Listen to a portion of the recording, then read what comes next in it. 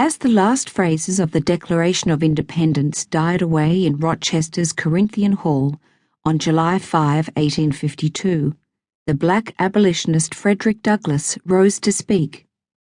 He had insisted upon giving his 4th of July speech, marking American independence, a day late, to remind his white audience that slavery was an anachronism, a rupture in American progress.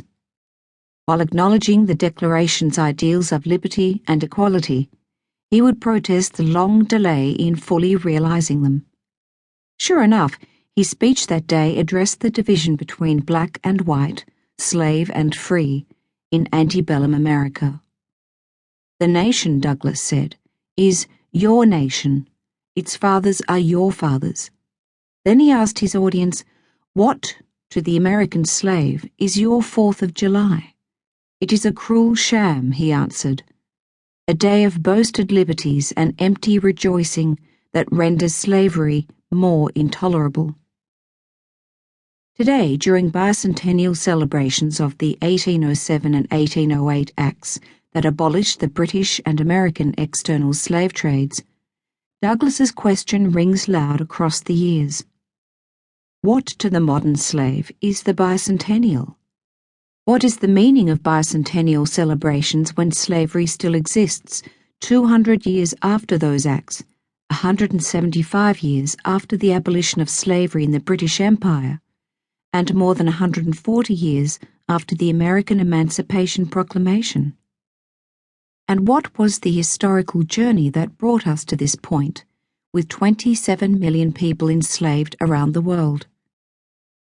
Just as Douglass set 19th century slavery in its historical context, pointing to the Declaration of 1776, so we can trace a long prehistory for contemporary forms of slavery. Slavery throughout history. Long before Douglass himself escaped slavery in 1838, slavery was part of our world. The practice is as old as human history and predates both laws and money. It was part of the Nile cultures from their earliest records.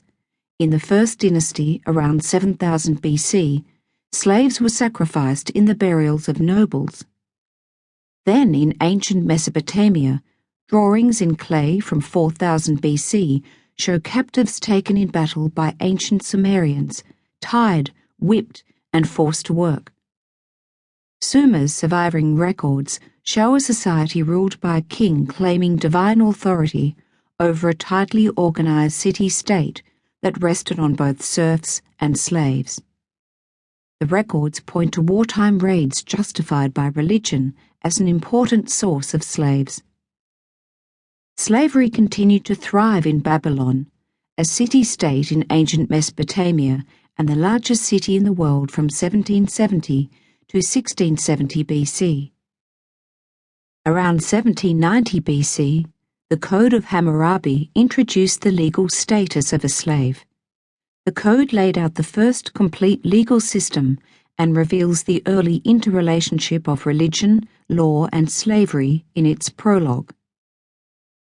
Bel, the Lord of heaven and earth, who decreed the fate of the land, called by name me, Hammurabi, the exalted prince, so that I should rule over the black-headed people like Shamash, and enlighten the land to further the well-being of mankind.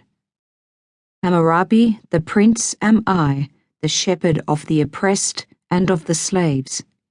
In this earliest written code of laws, the themes of divine approval, conquest, domestication, shepherd of the slaves, and slavery are woven together.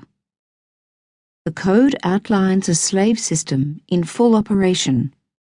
There are 282 separate laws regulating most of civil life, and 35 of them concern slavery. All are crystal clear. A slave is not a real human being. For example, one of these Babylonian codes explains that if a physician makes a fatal mistake on a patient, his hands are to be cut off, unless the patient is a slave, in which case the physician only has to replace the master's property.